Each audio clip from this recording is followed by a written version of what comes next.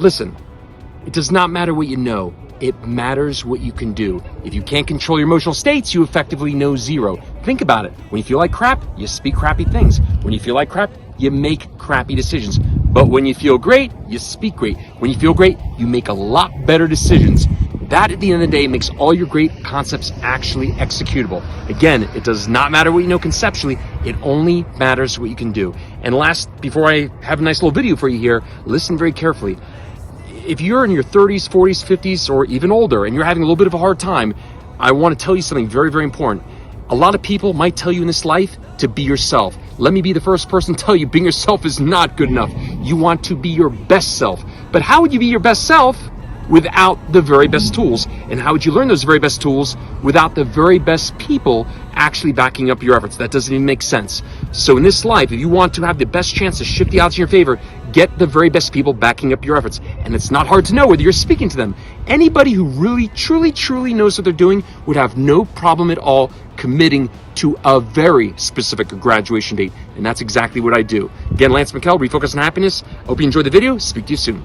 I play professional poker, and I was experiencing moments where I would lose a hand and go on tilt. Tilt is like you playing bad, right, and not being present and not forgetting about the hand that just happened before.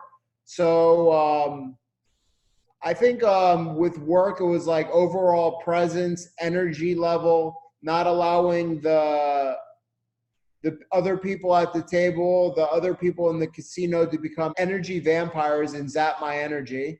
And just overall, overall happiness level of going to a casino, which is a low energy environment. Ryan, all of a sudden this interview got a lot more interesting. If anyone listening here, think about this here. Most people that I work with me because they realize there's some source in their life that is creating a lot of an emotional roller coaster, right? They're just not feeling good. Their energy's low. Their emotional states are all over the place. And they're just not enjoying, that day by day. So here I am talking to you and you're actually inviting like those kind of rushes back and forth every day, like you win, you lose, you win, you lose. So you are in real time are actually trying to develop a mechanism so that you can handle those emotions better, the swings, the highs and the lows. That's what's really interesting, because most people I work with, they're not inviting this problem. Maybe they're having a situation with work, maybe in relationships, maybe their family, whatever it is. But they are having these, they're dealing, with these challenging emotions, which they are not inviting in. And here I am talking to you, and you're actually putting yourself in an environment where it's just constantly roller coaster, roller coaster. So you wanted a real-time tool where you could actually allow yourself to create a buffer where you could, when things get a little tougher, you can still maintain your energy, not get sucked in by the energy vampires or those swings. And when things are good, you just really enjoy them for what they were. That's really interesting, don't you think? Yeah, I think professional gambling is probably the biggest roller coaster swing from not only your emotions, but from a chemical standpoint. So if you're able to master your internal flow, you have a big advantage over people, and you become more aware of other people's mood swings. And you look at them, you're like, wow, he's really on a roller coaster ride, when you're staying pretty stable inside. Awesome. So like maybe like, is there an example? If you can't think of one, that's okay. But is there an example of like maybe a situation that happened before you and I start working together where you're like, okay, man, I can't, this is fucking, I'm getting a little fed up here. Like maybe like one hand or a day where you're like, you know what, I'm just fucking fed up and I need to do something about this. Was there one day that really was that trigger point where you're like, okay, enough? Well, I could give two different examples of two different situations so we'll talk about a hand. So okay. just general, losing a poker hand. And if it's a big pot, or like maybe somebody you don't want to lose to, or somebody you don't like, or right. make a remark after, you would feel like kind of um like a burn in your chest, or like, you know, somebody take the wind of you, or like you would get hot or something like that, or you maybe, you know, feel a little agitated. And I've noticed a big difference in that. I was just in Barcelona and I lost a big hand. Like most people go nuts. And then I realized, I said, wow, I don't even feel anything. I don't, I don't, I didn't feel good, but I didn't feel bad. I just felt kind of neutral. And I was like, All right. and I was almost like thinking in my head, like, wait, you should be feeling something.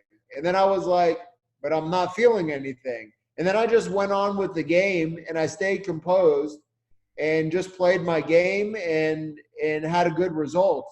It's funny how you had kind of in your mind, you're like, I should be feeling something. It's almost like your mind's trying to trick you. It's like, this is, you should go on the roller coaster. Why not? You know, but you were actually able to keep it very buffered, which actually kind of surprised you.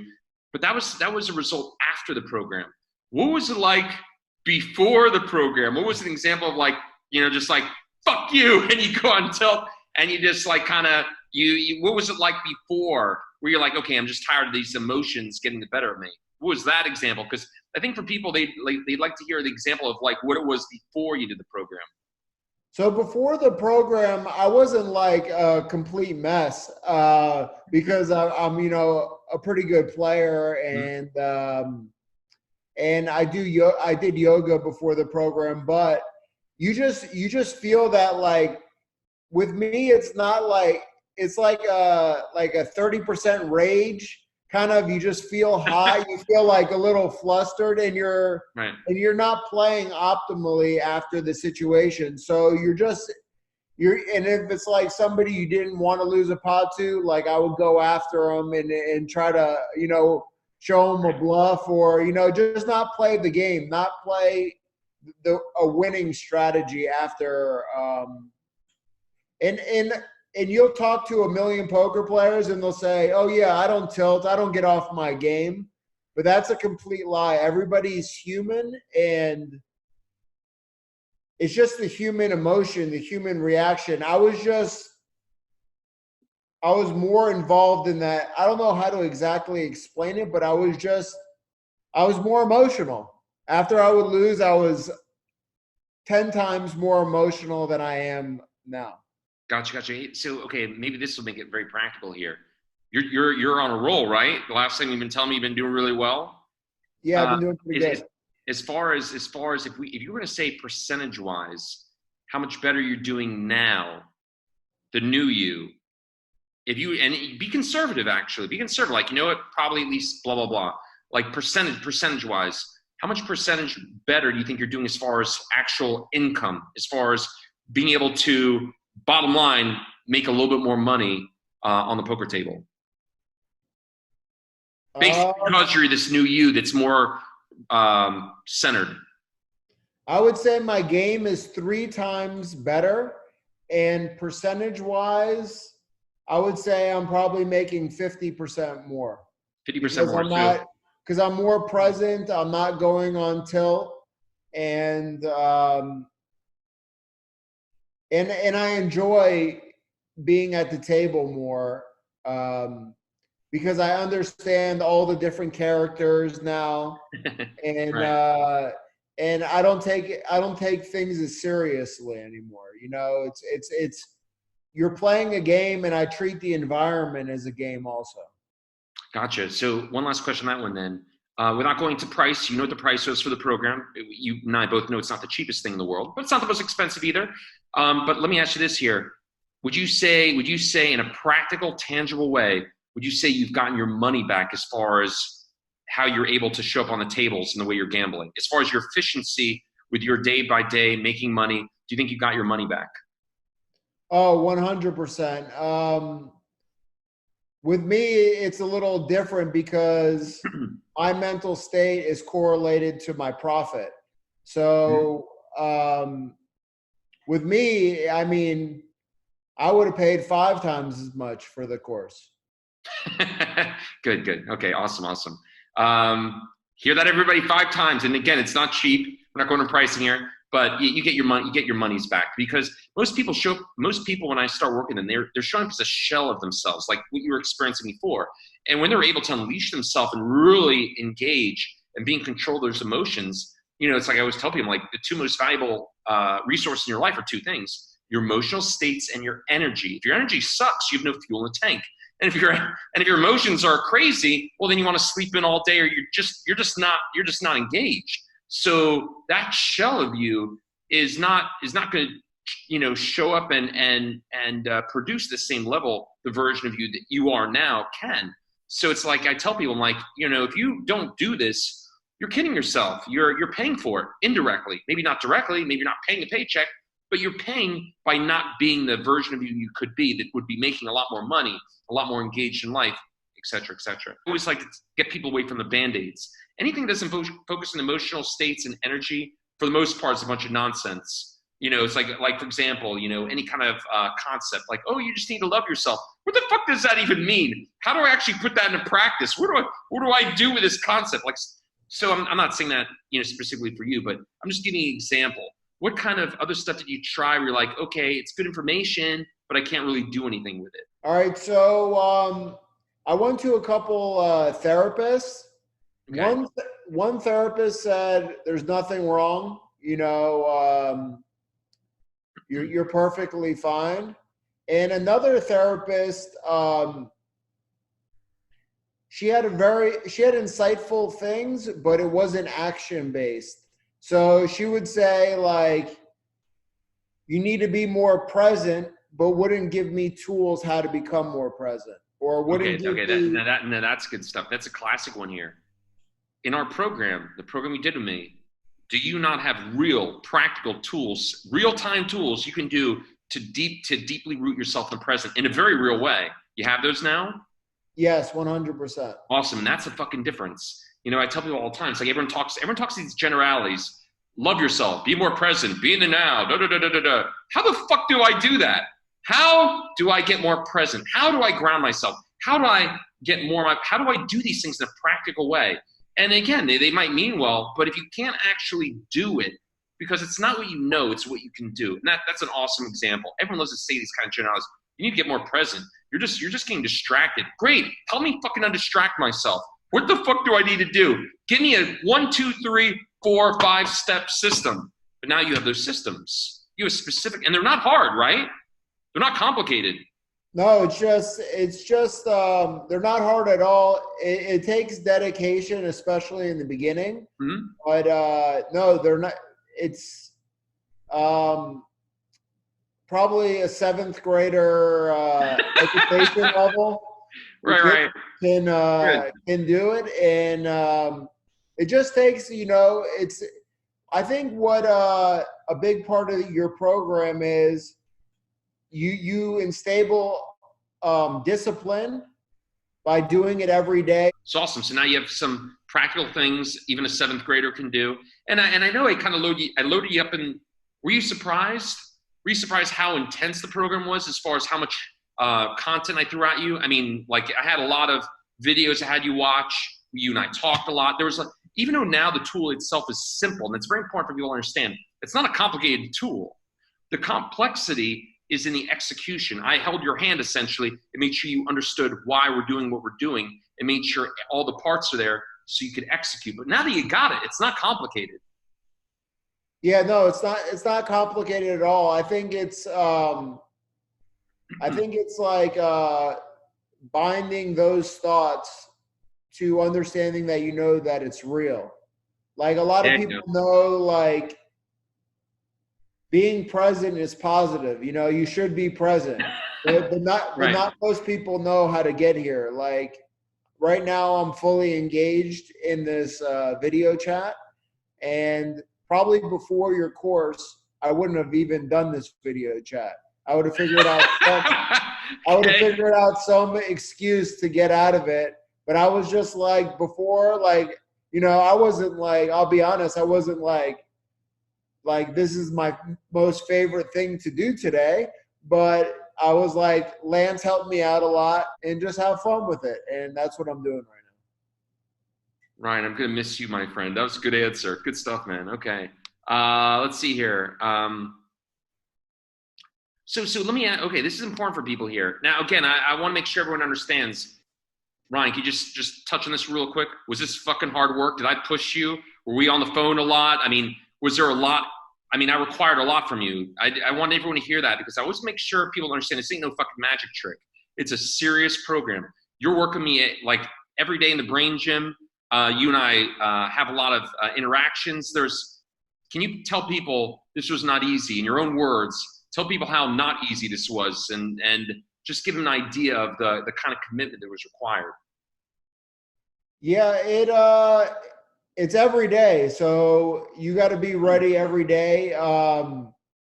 You showed up 200%. You were there, if I needed to get on a phone call, you were there with the content, you were there with the instruction. It's clear.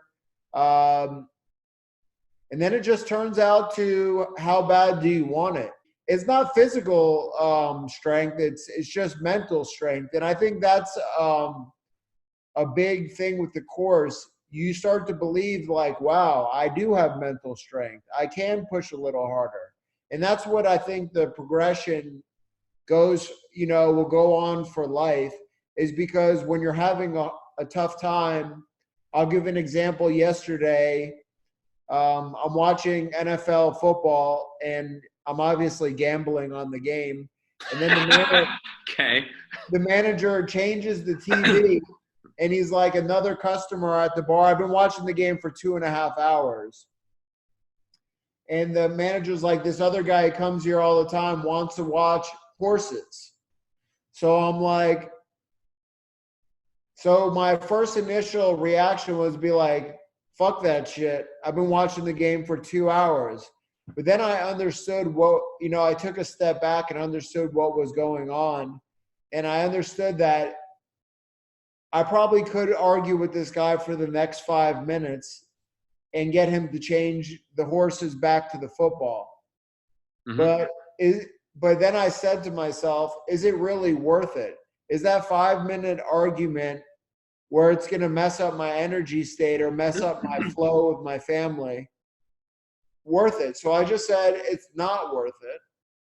And I just said, okay, he can watch the horses. And I just didn't think anything about it. Before I would get into probably not, I wouldn't say confrontational, but be a smart ass to the guy to get him to change it back. Right. And those are just little things that, most people aren't aware of, and you mm-hmm. become more aware when you observe other people and see how other people react to these kind of situations. All right. You inadvertently brought up, I think, a really good point here. And again, this is just for anyone listening, I want to make sure that everything's on the table. Like, I always like to be very transparent, never sugarcoat things. So we talked about how hard the program was, and it was not easy, right? But you know what the benefits are now, dude. You would have paid 5 times what you paid for it. You're feeling better. You're just enjoying a much better quality of life. But going back, even up till about week 3, you were struggling a little bit with me. Remember you and I had one not intense, but one conversation where you were like, I don't know if this is working. You remember that, right? Yeah. So to maybe kind of, talk really quickly about how that was at that time. Because what I want people to understand is, it was not easy. It took a few weeks. And even for the first 3 weeks, you were having victories for sure, but you were still having a hard time kind of almost like really saying, this really is fucking real. I'm really moving forward. And at the same time, I'm moving at a pace that people don't move at, but if you could maybe kind of talk about how, again, even in week 3, you still had to keep pushing, and it took a little bit to get beyond that threshold point where you're like, thank you, Lance, this worked. I think it's nice for people to know that, like, even up to week 2, 3, it was still tough. You remember that conversation you and I had? Yeah. Is there anything? So, the first couple weeks are tough because you've been conditioned for the last 36 years, Mm-hmm. to a certain way and a certain, you know, how you view the world, how you view life, and, you know, breaking those conditionings. I don't know if that's a word.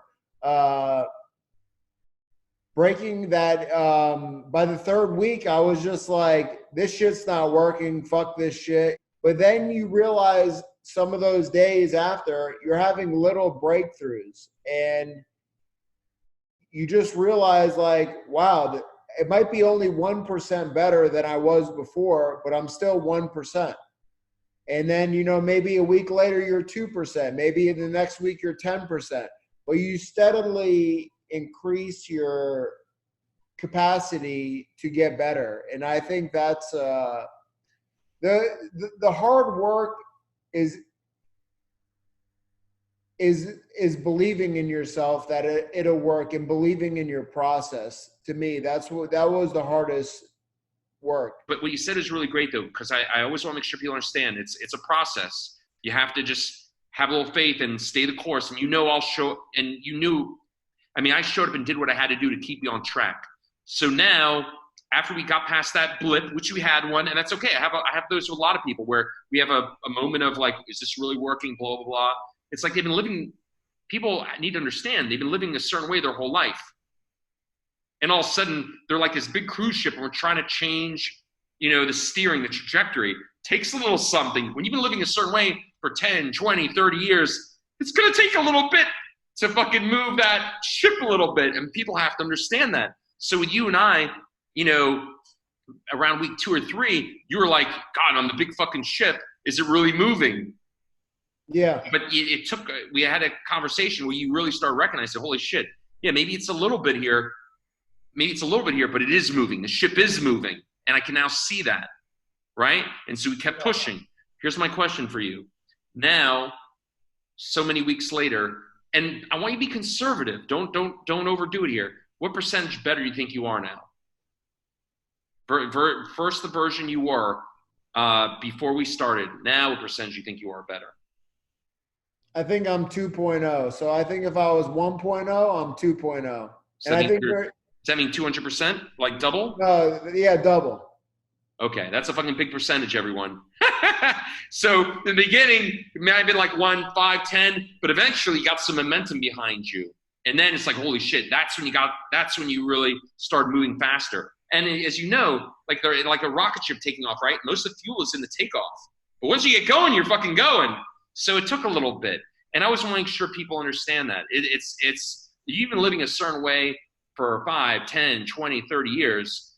Dude, give it a little, you know, it's going to take a little work to really get things going. But once you get going, you'll move. And here's what's awesome, Ryan. This is just, you know, just to reiterate here. As long as you keep doing the practice, I swear to fucking God, you'll become 3.0, 4.0. It'll be incredible. This will never stop. This wiring process, the conditioning process, you will continually being, because you're wiring. Because every time you do the practice, you reaffirm, then you have an experience where you're like, holy shit, this is even more real. Then you do the practice again, you reaffirm. You will continue this process. It never ends. That's what's really cool. You have a practice, a skill, a conditioning, a process that will last your entire lifetime. Remember what I told you in the very beginning. I don't hold on to people. It's a 6-week program, and that's that.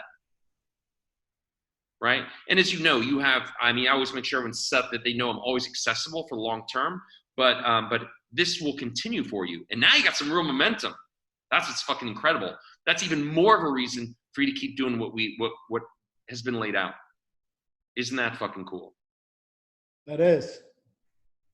I take a lot of pride in what I do. So 2 last questions. We've already talked about the gambling aspect, but how does your life changed besides the gambling? How's your life changed? What areas of your life can you see have clearly gotten a real benefit from Ryan 2.0 besides the monetary and gambling aspect? What other areas of your life have you seen clearly have benefited? Some of the things you did in the past were just to, you know, as you would say, put Bandaids on things and cover things up instead of kind of facing those difficult emotions and those difficult feelings and awkward situations and stuff like that. Yeah, the easiest way to put this like this, and I always try and keep things very simple for people.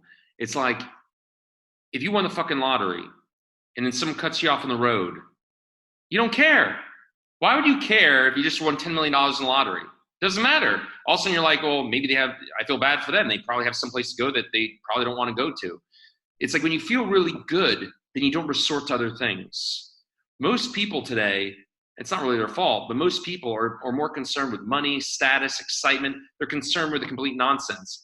And they're always looking for that next charge or the next fix, whether that comes from alcohol or a trip or whatever that is. They're looking for that next fix because they don't know how to create that internally. But when you know how to create internally and you feel fucking great, well, all of a sudden you're not as likely to want alcohol, to have a drink. You're not as likely to do drugs. You're not as likely to do other things that might have a destructive component to them, potentially. When you feel great, you make different decisions. But when you feel a void and you feel lack of energy and your emotions are out of control, well, you look for a fix. And that's really what it comes down to. So you have something that's more granular, foundational now that allows you to feel good every day. And when you feel good every day, you're less likely to do those other things. Correct. Yeah. 100%. Yeah, that's just keeping it super simple. And again, I just like the analogy. It's like you win the fucking lottery. Who cares? Like, whatever, man. Okay, so last question here. Last question, Ryan. You ready? Yes. Who do you say this program is designed for? Who do you think could benefit from this? I think it could benefit anybody. I think it even could benefit people that even would say that they don't even have anything negative in their life, because it could really benefit anybody, because I think it ingrains in you discipline, mental strength. And I think it could touch on some things like from a spiritual level that people don't even know exist. Mm-hmm. They might not, they might say, hey, my life's great, but there's what I've learned through this process in the last probably 8 months of my life is there's always more. There's always different levels. So even if a person starts at 5.0 and they take your course, they're going to probably go to 6.0 or 7.0. And, everybody's going to start on a different level. If I said I started at 1.0 and I'm 2.0 now, version of myself, there's always, you told me about this, there's always different levels. And even guys like Tony Robbins, they're still improving every year, every day, yep. Every 5 years. So no matter who you are or what you do, how you feel every day, there's always different levels. And it's also, from an educational standpoint, you can always learn more. So this course not only wires, good thoughts into your head, it also teaches you, like, why am I thinking that? Or why do I feel this way? Or why does traffic anger me? Right. Just stuff like that. So I think it could benefit literally anybody, because you don't have to be super depressed or angry at the world. You could be completely happy and it'll benefit you. Awesome. I'm gonna reaffirm something for anyone listening, but also for you too, Ryan. There is absolutely a spiritual component, a very keen one here, and I'm gonna make it sound really simple. I'm just gonna reaffirm this for you or anyone listening. When you feel really great, when you feel really good, and you finish a practice in the morning, or you did a boost or whatever, when you feel really good, you're just much more of a vessel or receptive to ideas. All of a sudden you have this idea like, ooh, what if I tried this? What if I did that? Right? And there's a really great phrase that comes from I think it's from Dr. Joe Dispenza, where he goes, did I think this thought or did I receive this thought? When you feel great, you just find yourself much more, who knows where they come from, but you just find yourself way more receptive to just having an idea. Does that make sense? Yeah. Well, watch this. Let me make it really practical. Let's just say it was thousands of years ago, right? And back in the caveman days, and you were leaving your cave, you're going to be on red alert for a fucking saber-toothed tiger or something like that, right? When you're in survival mode and you're like this, it's very hard to think about how to take your life to the next level because you're like ready for, live or die, fight or flight, right? You can't think about how to become the best Ryan 3.0 if you're like worried about who you got to fight at the casino table or whatever. But when you feel great, you can think about other things. And then that's when the magic happens. Like all of a sudden you'll have a thought, an idea. And the question is, did I think this thought or did I receive that thought? We're not getting into that topic, but you get what I mean, right? When you're at these levels of energy because you feel great, you're going to receive things. But when you're waiting for the next danger to happen, you can't think of fucking anything to take your creativity and yourself to the next level when you're ready to live or fight or flight. Make sense? Yeah. So when you're living these moments, these higher levels, higher percentage of the day, that's where all of a sudden you're like, I'm just having all these great thoughts and ideas all the time because you're receptive to it.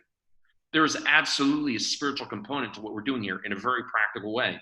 What you're doing is you're creating in a very practical way or increasing your percentage of your day you're spending in bliss. When you're in bliss, you are a vessel to receive things. The higher you go, the more bliss you are, you're just going to receive things. Who knows where it comes from?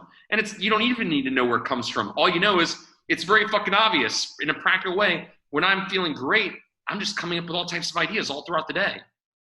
But when I'm constantly in survival and worrying who I need to attack or confront, how the fuck am I going to think of creative things to take my life to the next level when all I'm doing is concerned about how I can fight for my survival? Doesn't that make sense? Yeah.